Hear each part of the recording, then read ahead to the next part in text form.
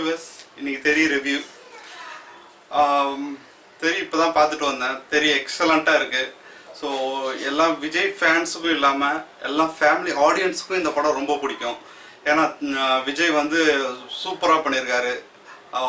பார்த்தீங்கன்னா அட்லியோட டைரக்ஷனை தான் சொல்லணும். அட்லி வந்து இந்த படத்தை கொண்டு போயிருக்கிற விதம் வந்து பார்த்திங்கன்னா ரொம்ப அற்புதமாக இருக்குது. ஒன்று என்னென்னா, இந்த படம் எதை பற்றி சொல்லியிருக்காங்கன்னு பார்த்தீங்கன்னா, ஒவ்வொரு பேரண்ட்ஸும் அவங்களோட குழந்தைங்களை எப்படி வளர்க்கணும், ஏன் தப்பு நடக்குது, ஸோ பேரண்ட்ஸ் ஒழுங்காக வளர்த்தா எந்த தப்பும் நாட்டில் நடக்காதுன்றது தான் இந்த படத்தில் சொல்ல வந்திருக்காரு அட்லி. மற்ற ஆர்டிஸ்டோட ஆக்டிங் இதில் பார்த்தீங்கன்னா விஜய் நடிச்சிருக்காரு, சமந்தா நடிச்சிருக்காங்க, ஏமி ஜாக்சன், நைனிகா, மொட்டை ராஜேந்திரன், ராதிகா, பிரபு, அப்புறம் வில்லனா மகேந்திரன் சார் பண்ணியிருக்காரு. ஸோ இது மாதிரி ஒரு ஆர்டிஸ்ட்டை வச்சுட்டு எப்படி ஒரு படத்தை கொடுக்கணும் அப்படின்னு பார்த்தா இந்த படம் தான் ஒரு உதாரணம். ஸோ அந்த அளவுக்கு வந்து அட்லி இந்த படத்தை வந்து அழகாக கொடுத்துருக்காரு. இந்த படத்தில் நிறைய பார்த்தீங்கன்னா சென்டிமெண்ட் சீன்ஸ் தான். ஃபர்ஸ்ட் ஆஃப்லேருந்து லாஸ்ட் கிளைமேக்ஸ் வரணும் பார்த்தீங்கன்னா ஒரு சென்டிமெண்ட் ட்ராவல் ஆகிட்டே இருக்குது. ஒரு காமெடி, ஒரு சென்டிமெண்ட், ஒரு காமெடி, ஒரு சென்டிமெண்ட், ஆக்ஷன், காமெடி, சென்டிமெண்ட்டுன்னு சொல்லிட்டு ஒவ்வொரு கட்டத்துலையும் பார்த்தீங்கன்னா சென்டிமெண்ட்டை வந்து அட்லி இதில் வந்து ஒவ்வொரு ஃப்ரேம்லேயும் கொடுத்துக்கிட்டே வந்துட்டுருக்காரு. அதனால இந்த படம் கொஞ்சம் ஸ்லோவாக இருக்கிற மாதிரி தெரிஞ்சாலும், ஆனால் கடைசியில் பார்த்தீங்கன்னா ஒரு ஃபுல்ஃபில்லான ஒரு ஃபேமிலி ஆடியன்ஸ் பார்க்க வேண்டிய படமாக இந்த படம் வந்திருக்கு. இது வந்து ஒரு ஃப்ளாஷ்பேக் சீன் மாதிரி தான் இந்த படத்தில் காட்டியிருக்காரு. ஃபர்ஸ்ட் எடுத்த உடனே ஒரு ஜோசஃபா விஜய் வராரு. ஜோசப் நைனிகாவோட அந்த ஃபாதர் டாட்டர் அந்த ரிலேஷன்ஷிப் எவ்வளோ அழகாக காட்ட முடியுமோ அந்த அளவுக்கு அழகாக காட்டியிருக்காரு. ரெண்டு பேருக்குள்ள பேசிக்கிற அந்த டயலாக்ஸ் எல்லாமே படத்தில் சூப்பராக வந்துடும். முக்கியமான பங்கு இந்த படத்துலன்னு பார்த்தீங்கன்னா டைலாக்ஸ். ஒவ்வொரு ஃப்ரேம்லேயும் வில்லன் பேசுகிற டைலாக் ஆகட்டும், ஒரு காமெடியன் பேசுகிற டைலாக் ஆகட்டும், ஹீரோ பேசுகிற டைலாக் ஆகட்டும், ஒரு குழந்தை பேசுகிற டைலாக், எல்லா டைலாகுமே வந்து அழகாக அட்லி எழுதியிருக்காரு. ஸோ அவருக்கு ஒரு நன்றி சொல்லணும் இந்த படத்தில். ஸோ இந்த படத்தோட பலமே வந்து டைலாக்ஸ். கேரக்டர் எல்லாரும் அவங்கவுங்க கேரக்டர் கரெக்டாக பண்ணியிருக்காங்கன்னு தான் சொல்லணும். ராதிகா வந்து விஜயோட அம்மாவை வராங்க. அழகாக அவங்களோட பையனுக்கும் அம்மாவுக்கும் உள்ள அந்த டைலாக்ஸு, ஒரு சின்ன சின்ன காமெடிஸ்லாம் அழகாக பண்ணியிருக்காங்க. அழகாக பண்ணியிருக்காங்க ராதிகா. அப்புறம் பார்த்தீங்கன்னா மகேந்திரன் சாரை பற்றி சொல்லணும்னா அவர் பெரிய டைரக்டர். ஆனால் அவர் இந்த படத்தில் வந்து ஒரு வில்லன் கேரக்டர் பண்ண வச்சிருக்காருன்றது அட்லியோட சாமர்த்தியம் தான் சொல்லணும்.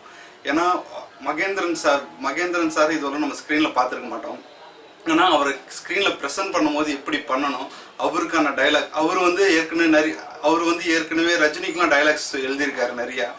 ஸோ ஆனால் இந்த படத்தில் அட்லியோட டைலாகை அவர் பேசும்போது ஆடியன்ஸ் அவரோட பேசுகிற டைலாக்கே கிளாப்ஸ் பண்ணுறாங்க.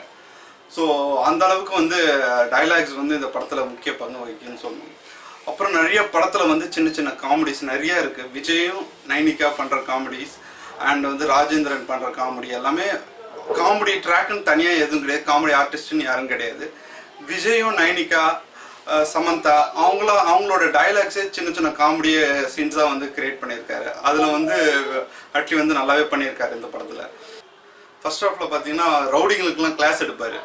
ட்விங்கிள் ட்விங்கிள் லிட்டில் ஸ்டார்னு சொல்லிட்டு அந்த சீனில் பார்த்தீங்கன்னா 3rd ஸ்டாண்டர்ட் புக் எடுத்து ரவுடிங்க கிட்ட கேட்பாரு. ஒரு கேள்வியே கேட்பாரு. அந்த ரவுடிங்கெல்லாம் தப்பாக பதில் சொல்லிட்டே வருவாங்க. கடைசியில் அவர் கேட்பாரு, படிக்கிறது கஷ்டமாக இருக்கா, ரவுடியாக இருக்கிறது கஷ்டமாக இருக்குதான்னு. படிக்கிறது தான் ரொம்ப கஷ்டமாக இருக்குதுன்னு அந்த ரவுடிஸ் தான் சொல்லுவாங்க. ஸோ அந்த சீன்லாம் வந்து தேட்டரில் வந்து கிளாப்ஸ் ரொம்ப. முக்கியமான கருன்னு பார்த்தீங்கன்னா பசங்களை ரோட்டில் பிச்சை எடுக்கிற பசங்க, அப்புறமேட்டு கற்பழிப்பு, அப்புறம் வெளியூரிலிருந்து வந்து கட்டட வேலைலாம் செய்கிறாங்க, அவங்களுக்கு ஆக்சிடென்ட் ஆகுது. அதை பற்றியான முக்கியமான சோஷியல் சப்ஜெக்டை இந்த படத்தில் வந்து அட்லி அழகாக சொல்லியிருக்காரு. முக்கியமான சீன் ஒன்று சொன்னோம். ஃபர்ஸ்ட் ஹாஃபில் பார்த்தீங்கன்னா ஒரு பையன் வந்து ரோட்டில் பிச்சை எடுத்துகிட்டு இருப்பான். அப்போ வந்து விஜய் வந்து காரில் சிக்னலில் நின்றுட்டு இருக்கும்போது விஜய் கேட்பாரு, படிக்க வச்சா படிப்பியாடா அப்படின்னு கேட்பாரு. அவன் என்ன பண்ணுவான், பயந்துக்கிட்டு இல்லை நான் படிக்க மாட்டேன் அப்படின்னு சொல்லுவான். ஒரு சின்ன ரவுடி வந்து சொல்லுவான், இது மாதிரி என்னப்பா இது மாதிரி குழந்தை மனசை மாத்திரியா அப்படின்னு சொல்லிட்டு அவனை விஜயை வந்து திட்டிட்டு அனுப்பிச்சிருவான். ஸோ அப்போ என்ன பண்ணுவார், விஜய் வந்து ராதிகா கிட்ட கொஞ்சம் இருமா நான் கொஞ்சம் வந்துடுறேன் அப்படின்னு சொல்லிட்டு போகும்போது ராதிகா ஒரு டைலாக் சொல்லுவாங்க, பயமா இருக்குப்பா பார்த்துப்பா அப்படின்னுவாங்க. என்னம்மா அப்படின்னு, இல்லைப்பா அந்த ரவுடிங்களுக்கு ஏதாவது ஆகிட போகுது அப்படின்னு சொல்லி அனுப்புவாங்க. அந்த சீன் நல்லா இருக்கும். அதுக்கப்புறம் விஜய் போய் அந்த ரவுடிங்களை வந்து ஃபைட் பண்ணுவார். ஃபைட் பண்ணி முடிச்சப்போ அந்த ரவுடி ஒரு டைலாக் சொல்கிறார். அந்த டைலாக் நல்லா இருக்கும் படத்தில்.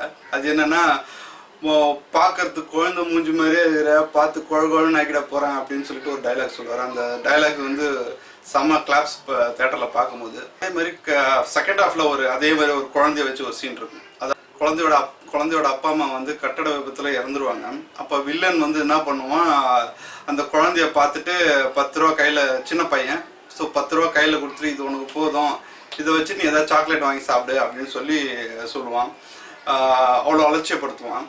ஸோ அப்புறம் அடுத்த சீனில் பார்த்தீங்கன்னா விஜய் வந்து வில்லனை சாவடிச்சுட்டு வில்லனை வந்து செத்து கிடப்பாரு. அப்போ அதே குழந்தை வந்து அந்த 10 ரூபாய்க்கு சாக்லேட் வாங்கிட்டு அதை சாப்பிட்டுக்கிட்டே வில்லனை பார்த்துக்கிட்டே அப்படியே சிரிக்கும். ஸோ அந்த சீன் பார்த்தீங்கன்னா அட்லீஸ்ட் சூப்பராக பண்ணியிருக்காரு. அந்த சீன் பார்க்கும்போது நிறைய ஃபீல் பண்ணேன். ஏதாவது ஒவ்வொரு சென்டிமெண்ட் சீனும் பார்த்தீங்கன்னா ஆடியன்ஸ் கண்ணிலேருந்து தண்ணி வரதை நான் கண்ணார பார்த்தேன்.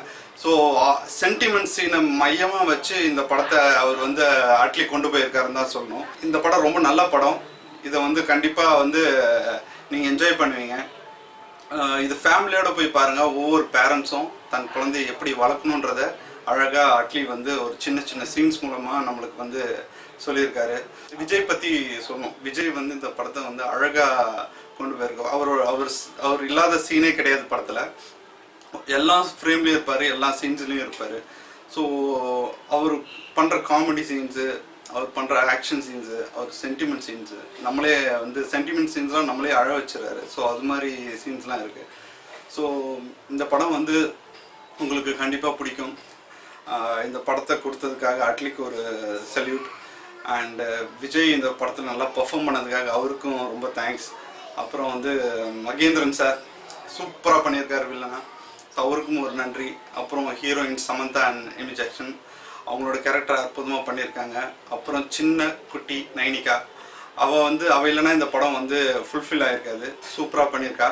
ஸோ அவளுக்கு இந்த படத்தில் கண்டிப்பாக அவார்ட் கண்டிப்பாக கிடைக்கிறதுக்கு சான்சஸ் இருக்குது. சைல்டு ஆர்டிஸ்ட் ஃபஸ்ட்டு ஃபிலிம் வேறு.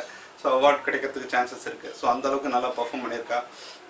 ஸோ இந்த படத்தில் மைனஸ்ன்னு பார்த்தீங்கன்னா ரொம்ப நிறைய சென்டிமெண்ட்ஸ் இருக்கிற மாதிரி ஒரு ஃபீல் இருக்குது. ஆனால் அந்த சென்டிமெண்ட்ஸ் நல்லா தான் இருக்குது. பட் சில ஆடியன்ஸ் கிட்ட கேட்கும்போது அவங்க என்ன சொன்னாங்கன்னா சென்டிமெண்ட்ஸ் கொஞ்சம் ஜாஸ்தியாக இருக்கிற மாதிரி ஃபீல் பண்ணாங்க. அதை தவிர படம் வந்து சூப்பராக இருக்குது. ஸோ நீங்கள் கண்டிப்பாக என்ஜாய் பண்ணுவீங்க இந்த படத்தை. போய் தேட்டரில் பாருங்கள். இந்த படத்துக்கு என்னோடய ரேட்டிங் வந்து 5க்கு 4 கொடுப்பேன். என்னோடய ரிவ்யூ பிடிச்சிருந்துச்சுன்னா சப்ஸ்கிரைப் பண்ணுங்கள். ஏதாவது கமெண்ட்ஸ் சொல்லணுன்னா கமெண்ட் பாக்ஸில் போடுங்க. மீண்டும் அடுத்த ரிவ்யூவில் உங்களை சந்திக்கும் வரை பை ஃப்ரம் சுதாகர்.